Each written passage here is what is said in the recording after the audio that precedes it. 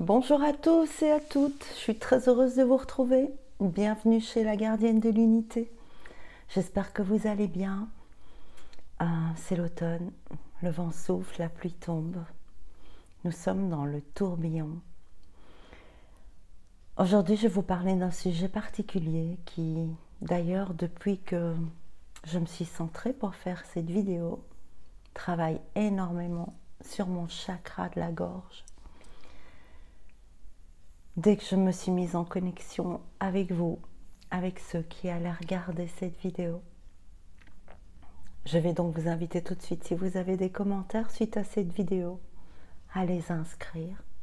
N'oubliez pas de partager cette vidéo si elle vous a aidé et de mettre un petit pouce si vous l'avez aimé. Je suis Josine Jalocha, je suis thérapeute, médium, canal. Assez de blabla. Aujourd'hui, j'ai reçu pas mal de messages, ça fait quelques jours d'ailleurs. Et même si ces messages ne disent pas tous la même chose, ils ont en arrière-fond la même émotion. Et l'émotion qui est derrière ces messages, c'est la peur. Et donc aujourd'hui, c'est le sujet que je propose d'aborder avec vous. Est-il possible de mettre fin à la peur? Ça, c'est de la question. En fait, on sait très bien comment la peur se manifeste. On sait comment elle se manifeste dans notre corps. On sait que ça nous crispe. On sait que ça nous empêche de réfléchir. On sait que ça nous fiche, ça nous paralyse. Ça agit sur le quotidien. Ça affecte notre sommeil. Tout ça, en fait, on le connaît très très très bien. Et en fait, on pourrait se dire, tiens, l'humain est quand même intelligent, il a un cerveau qui fonctionne très très bien, qui résout plein de choses, qui déclenche des guerres, qui met en place plein de systèmes pour gagner ces guerres, pour les arrêter.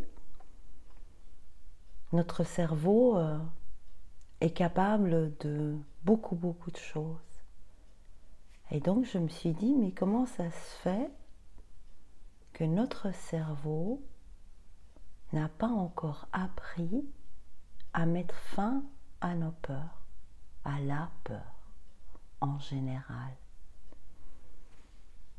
En fait, ce qu'on peut remarquer, c'est que quand on rentre dans ce sentiment, et aussi je voulais faire une petite aparté, je voulais mettre, j'en ai des tarots 80 ou je sais pas combien, et j'ai voulu les regarder pour avoir une carte qui représente vraiment la peur dans l'énergie. Eh bien, j'ai pas une seule carte sur laquelle il est écrit peur. Alors, il y a plein de trucs, des embrouilles, difficultés, épreuves, enfermement, désespoir. Il y a plein de trucs dans ce genre-là, mais j'ai pas trouvé une seule carte où il est écrit en grand au-dessus peur.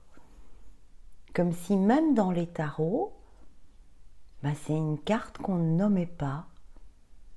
Je sais que dans la plupart des tarots, la carte de la mort fait peur. On se demande pourquoi. Mais là, j'ai pas trouvé une seule carte. La seule que j'ai trouvée, et vous la connaissez si vous me suivez, c'est le frisson des peurs, qui est cette carte-là. C'est la seule où le mot peur était écrit.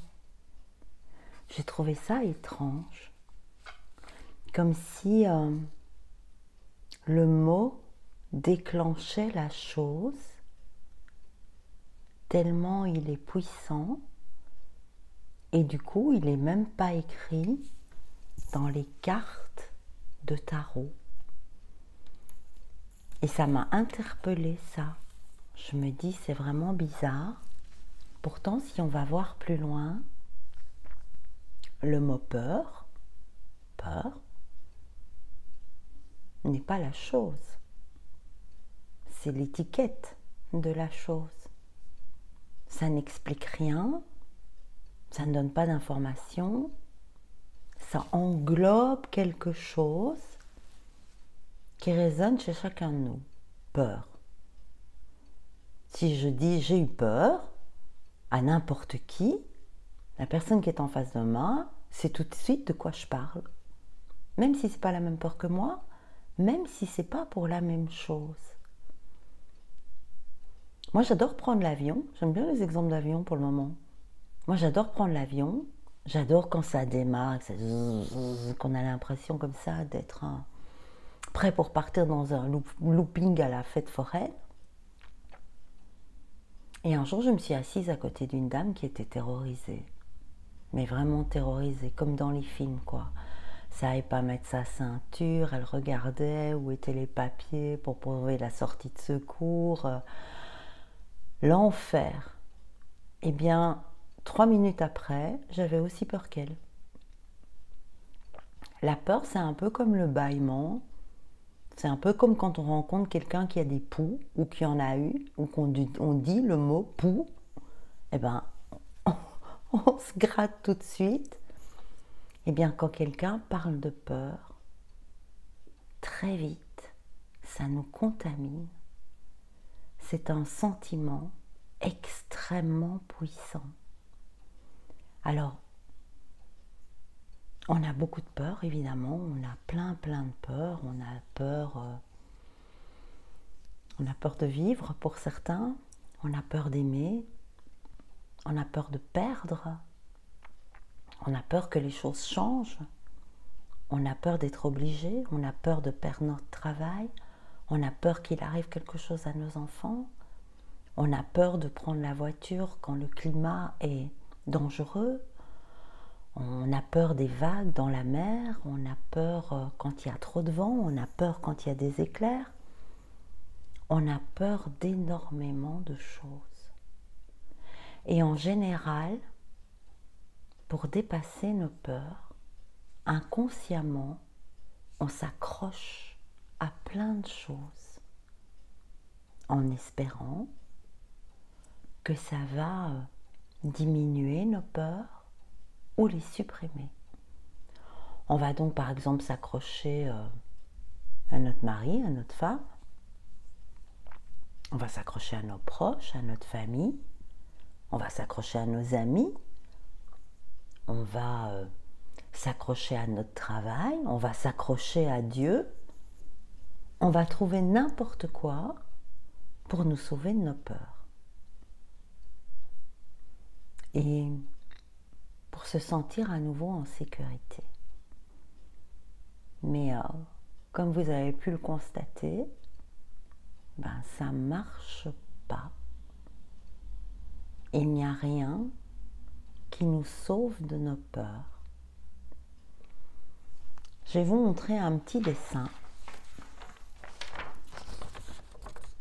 C'est l'arbre de la peur. L'arbre de la peur. On va envisager la peur comme un arbre. Alors, on va se poser plusieurs questions. Pour traiter nos peurs, est-ce qu'on va s'occuper des branches de la peur? Il y en a plein, hein? Et bon, là, c'est déjà un peu l'automne, donc il n'y a plus de feuilles. J'ai juste pas eu le courage de les dessiner. Il y en a un petit peu quand même, j'en ai quand même fait quelques-unes. Il y a plein de feuilles, il y a des milliers et des milliers de branches. Est-ce que pour s'occuper de notre peur, on va s'occuper des branches de la peur? Ou est-ce qu'on va donc s'accrocher à notre mari, nos rituels, nos prières, tous nos trucs? Ou est-ce qu'on va se poser de nouvelles questions et on va aller voir les racines de la peur? Est-ce qu'on va s'occuper de ça ou couper ça? Tout le monde sait que si on coupe une branche à un arbre, il y en a un autre qui pousse. Quand il n'y a plus de feuilles, après elle repousse les feuilles. Il y a des bourgeons. C'est pour ça que l'image est belle. De quoi allons-nous nous occuper? Est-ce que nous allons nous occuper des branches Ou est-ce que nous allons nous occuper des racines? Quelle est la cause de la peur? Est-ce que la cause de la peur, c'est nos pensées? Est-ce que la cause de la peur, c'est le temps? Ben oui, je vis, mais je peux mourir demain. Là, tout va bien, mais peut-être que bientôt, ma femme me quittera pour un autre. Peut-être qu'un jour, mon patron en aura marre de moi et je perdrai mon travail. J'ai mis tout mon argent à la banque, mais si un jour la banque fait faillite, ben je perdrai tout mon argent. On pourrait se dire que penser est un des facteurs de la peur. Quand je pense à ce que je pourrais perdre, à ce qui pourrait m'être enlevé, à ce qui pourrait changer, la peur arrive. Mais au-delà de la peur, on peut se dire qu'est-ce qui est vraiment derrière ça, derrière cette peur qui englobe tout et que tout le monde connaît, que tout le monde reconnaît et qui vibre dès qu'on la nomme. J'ai eu peur. Peut-être qu'un jour dans votre vie, vous avez eu l'occasion de vivre un grand sentiment de solitude. Une solitude si profonde que vous avez pu ressentir du désespoir. Je ne sais pas si quelqu'un a échappé à ce sentiment, cette sensation, un jour, un moment, plus ou moins long, d'avoir ressenti le désespoir, la solitude dans sa vie.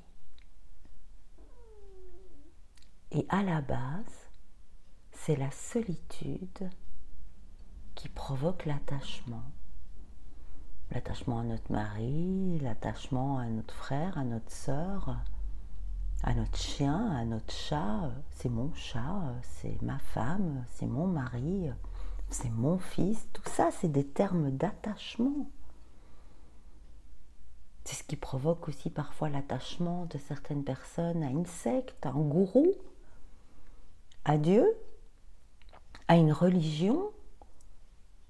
Et tout ça vient pour échapper au désespoir créé par la solitude que nous avons pu ressentir un jour. Et si je lâche ce à quoi je suis attachée, ma famille, mes proches, Dieu, la prière, la religion, mon gourou, alors là, je suis vraiment seule. Quand on se sent vraiment seul, ça veut dire qu'on est tellement coupé qu'on n'est plus en relation avec rien.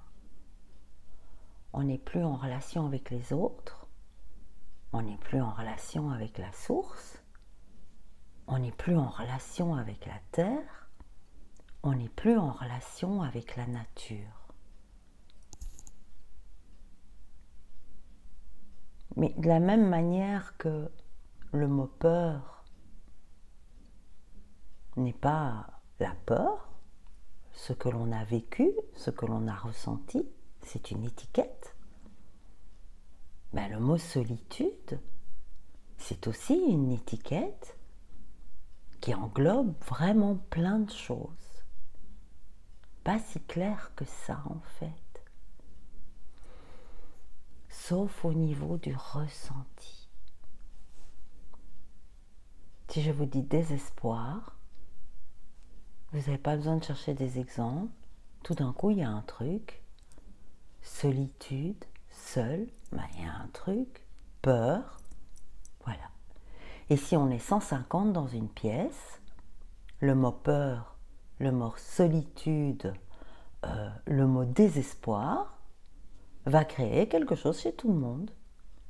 Tout le monde sait, tout le monde a expérimenté, tout le monde a déjà ressenti. Et ce qu'il faut bien comprendre, c'est que pour que la solitude s'installe,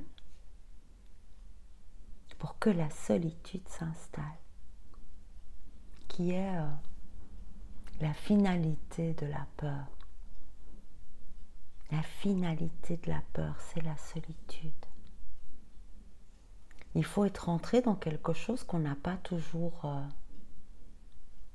la clairvoyance, la conscience de voir.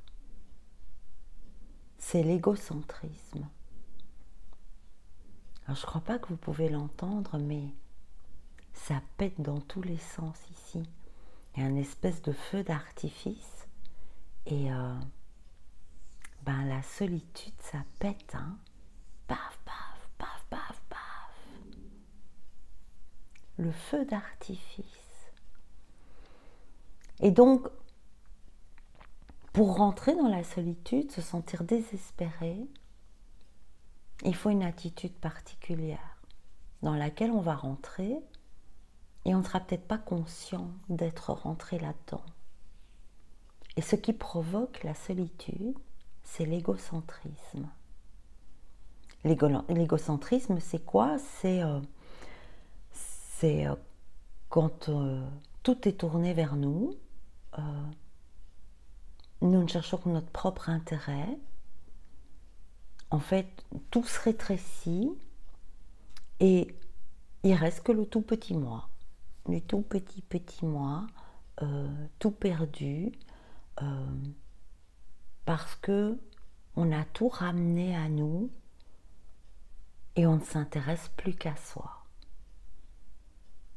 Quand vous êtes dans un sentiment de désespoir et de solitude créé par la peur, vous êtes dans l'égocentrisme. Et à ce moment-là, je vous invite à faire face à ça, à cette ultime ombre qu'est la peur, créant la solitude, créant le désespoir, sous couvert de l'égocentrisme. À ce moment-là, faites face à ça. Si vous faites face à ça à ce moment-là et que vous osez avoir le courage d'aller voir ce qui se passe, quelque chose de radical va changer. Quelque chose de radical que vous n'avez jamais observé et que vous allez pouvoir voir. Bon, on va revenir à la peur. Maintenant, on sait très clairement que la pensée est une des causes de la peur. Par exemple, je vais sortir de chez moi, je vais très bien, je suis de bonne humeur, et puis j'ai un convoi mortuaire qui passe devant moi avec le cercueil, toutes les couronnes de fleurs, et à ce moment-là, ma vieille voisine sort, qui a 93 ans, et moi, je pose un regard évidemment sur ce corbillard, sur toutes ces fleurs, les gerbes, les mots, la famille qui suit, tout le monde en noir. Évidemment, ça me fait penser à la mort. Et ma vieille voisine qui a 92 ans, ça lui fait penser aussi à la mort, mais pas pareil.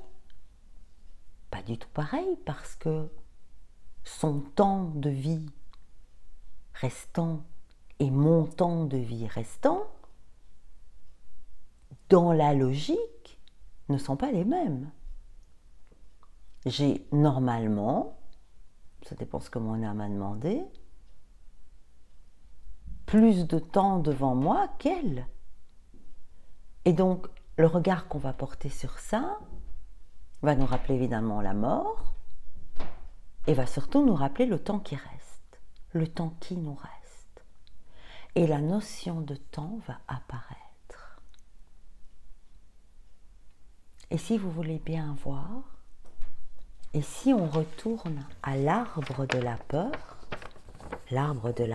qui est là, avec les branches qu'on n'a pas décidé de couper, on a décidé de s'attaquer directement à la racine de la peur, on constate que le temps est aussi un des facteurs de la peur.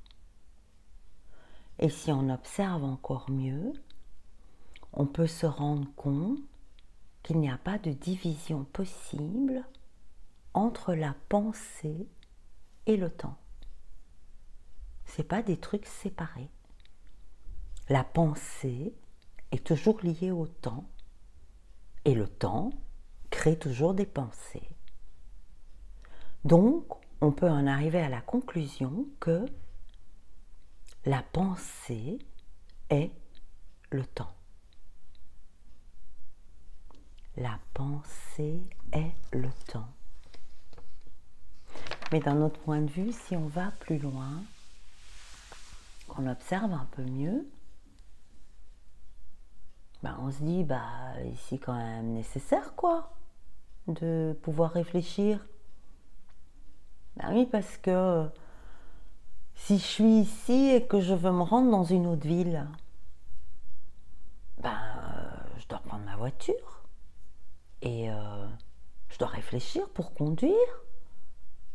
Et puis il me faut un certain temps pour arriver jusque dans la ville où je dois arriver. Et puis si je ne vais pas en voiture mais que j'y vais en train, je dois réfléchir. Où est la gare? À quelle heure? Sur quel quai? Et si j'y vais ni en train ni en voiture mais en bus, c'est pareil. Je vais devoir faire appel à ma pensée pour pouvoir me déplacer vers un endroit à un certain moment, dans une certaine durée de temps, un certain jour. Et je vais devoir réfléchir pour que ça se passe bien. Et en fait, ça, c'est nécessaire. Et si je ne fais pas ça, je vais aller nulle part. Je vais rester devant chez moi à me dire où est la ville. Enfin, je ne sais pas, je vais faire du surplace. C'est nécessaire à ce moment-là. C'est physiquement nécessaire. Et donc, on pourrait peut-être se poser une question intéressante qui est, ok, la notion de pensée qui est le temps et la pensée, sont nécessaires physiquement pour me déplacer. Ça, c'est une évidence. Physiquement, la pensée et le temps me sont nécessaires. Mais est-ce que psychologiquement, à l'intérieur, émotionnellement, est-ce que la pensée et le temps me sont nécessaires?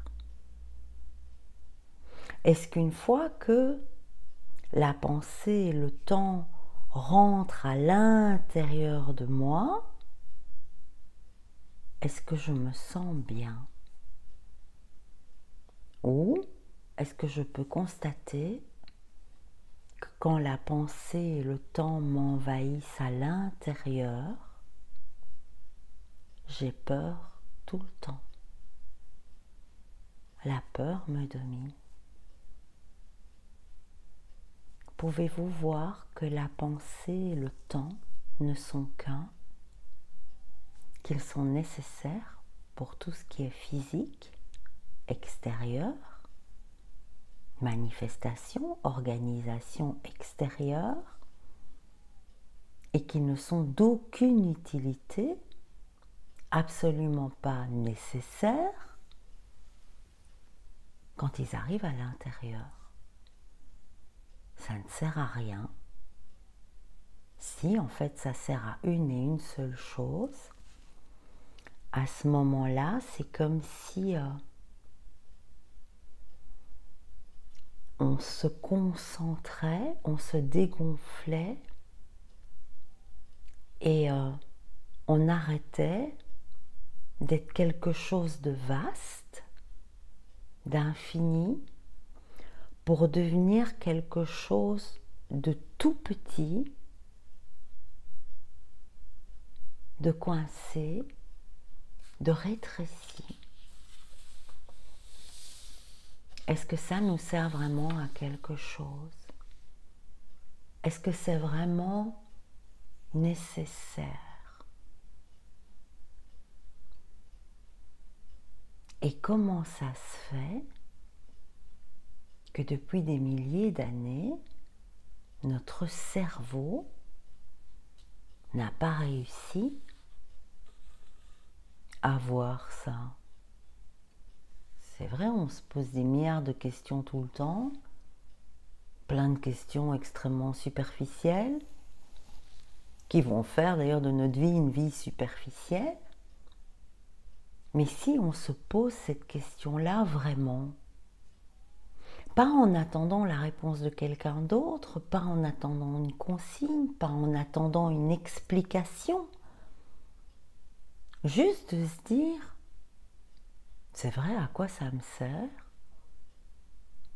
La pensée et le temps, quand c'est dans mon corps, quand ça m'emporte, quand ça fait que je ne dors plus, quand ça enclenche des peurs, toutes, qui enclenchent la solitude, l'isolement, et du même coup le désespoir, est-ce que c'est nécessaire? Est-ce que vous vous êtes déjà posé cette question? Est-ce que ça sert à quelque chose? Est-ce que ça fait que je me sens tout petit, coincé? Ou est-ce que ça me donne une vibration haute qui me permet d'être dans la vastitude? Et donc, notre cerveau, il a l'habitude de se poser des milliards de questions. Et pourquoi celle-là, il ne se l'est jamais posée? Pourquoi est-ce que régulièrement, quand on est emporté par nos émotions, par la peur, par le désespoir, par la solitude, notre cerveau qui a l'habitude de trouver des solutions n'a jamais mis en place quelque chose pour arrêter la peur? Eh bien, c'est parce qu'il n'a pas appris. Et qu'à l'origine, ces sentiments de peur que les hommes avaient, ils permettaient de survivre. Ils étaient vraiment nécessaires. Parce que l'homme devait se nourrir, se déplacer, s'abriter, se protéger des bêtes fauves, des aléas de la nature. Et physiquement, il avait besoin de penser, d'agir, de réfléchir et d'avoir peur pour survivre. Et notre cerveau a continué à fonctionner pareil. Et à aucun moment, après des millions d'années d'évolution, nous n'avons appris à notre cerveau à regarder si la peur, la pensée, le temps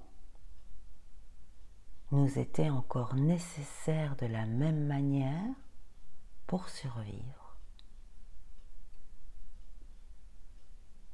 Je pense que nous pouvons tous dire et remarquer que nous n'en avons plus la même nécessité.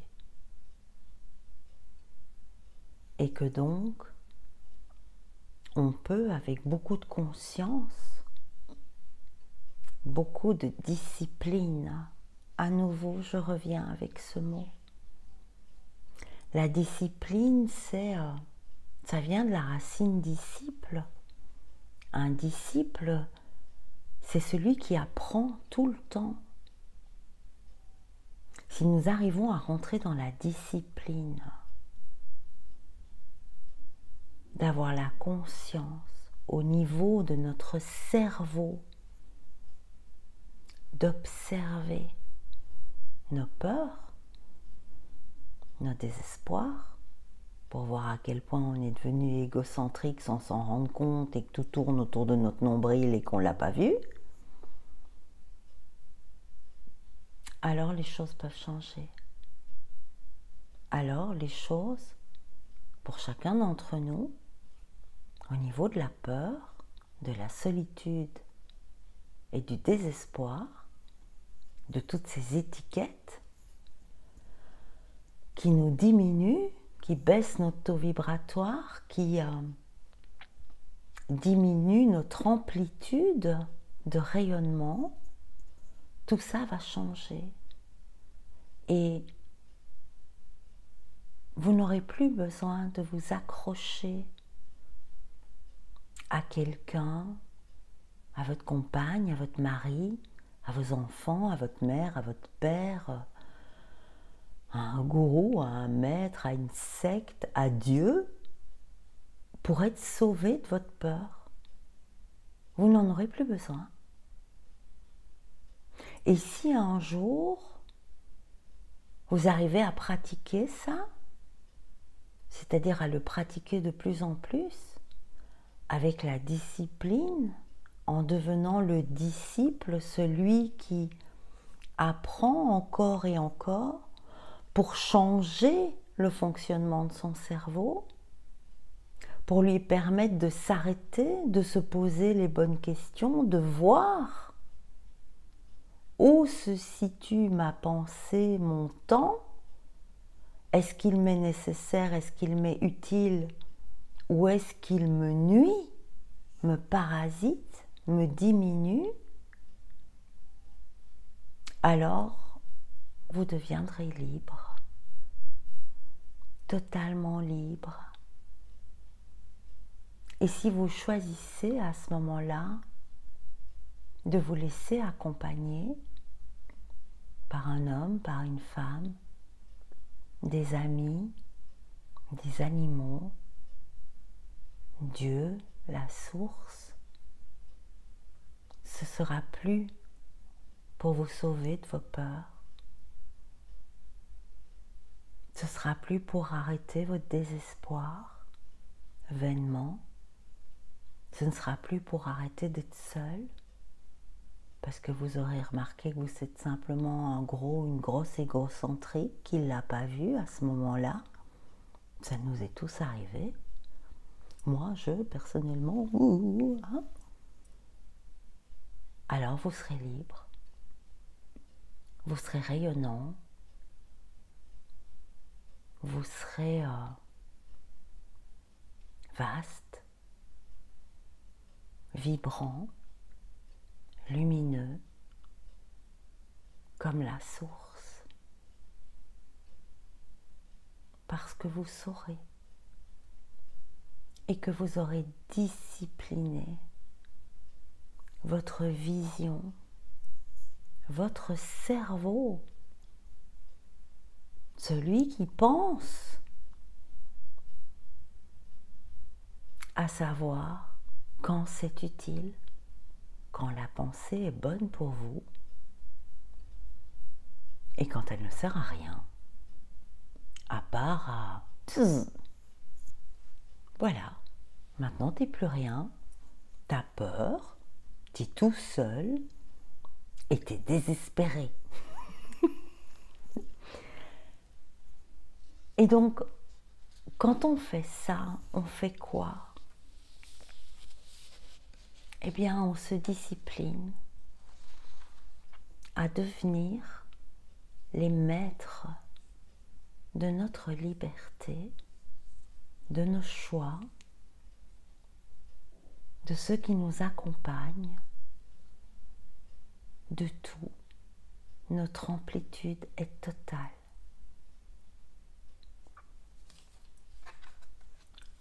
Le temps, la pensée ne font qu'un. Ils créent l'attachement qui vous coince, qui déclenche plein de peur, qui déclenche un grand sentiment de solitude, un grand sentiment de désespoir que nous avons tous déjà vécu et qui va ouvrir la porte à notre égocentrisme inconscient qui va encore nous rétrécir et les pensées et le temps qui ne font qu'un nous envahiront, nous emprisonneront, nous domineront. Alors je vous invite à avoir la discipline, à apprendre à votre cerveau à aller voir, faire face aux dernières ombres qu'il faut démasquer, qu'il faut libérer, la peur, la solitude et le désespoir. Je ne sais pas si je dois tirer une carte, ils me disent que oui. C'est pas clair, hein?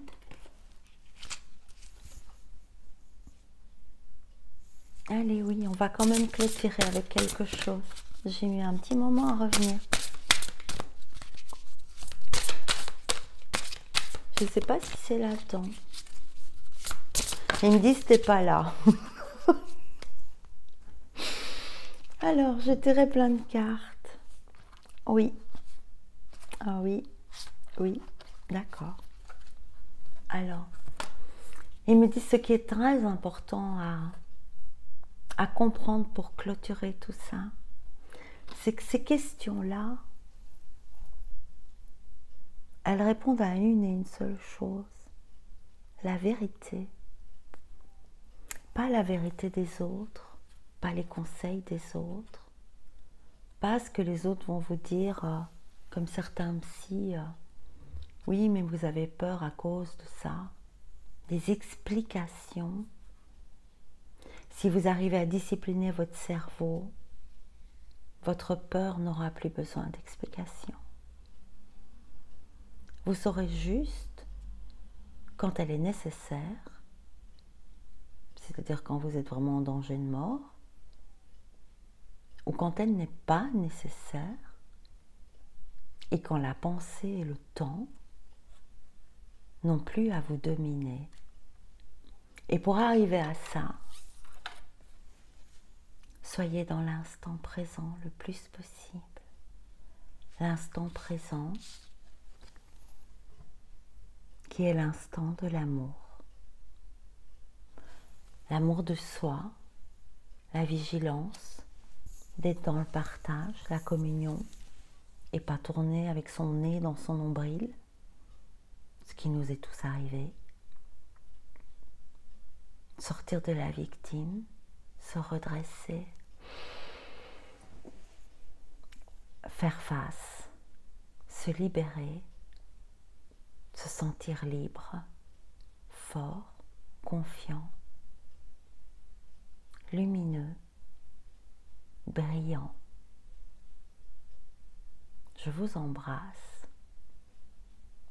Je vous souhaite un bon face-à-face,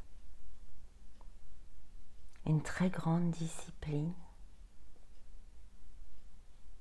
un bel apprentissage de vos peurs, de la peur, tellement plus contagieuse que n'importe quel virus, tellement plus destructrice aussi de tout, ce que nous pouvons vivre dans l'instant présent, qui à 99% des cas est toujours simplement beau, merveilleux et paisible.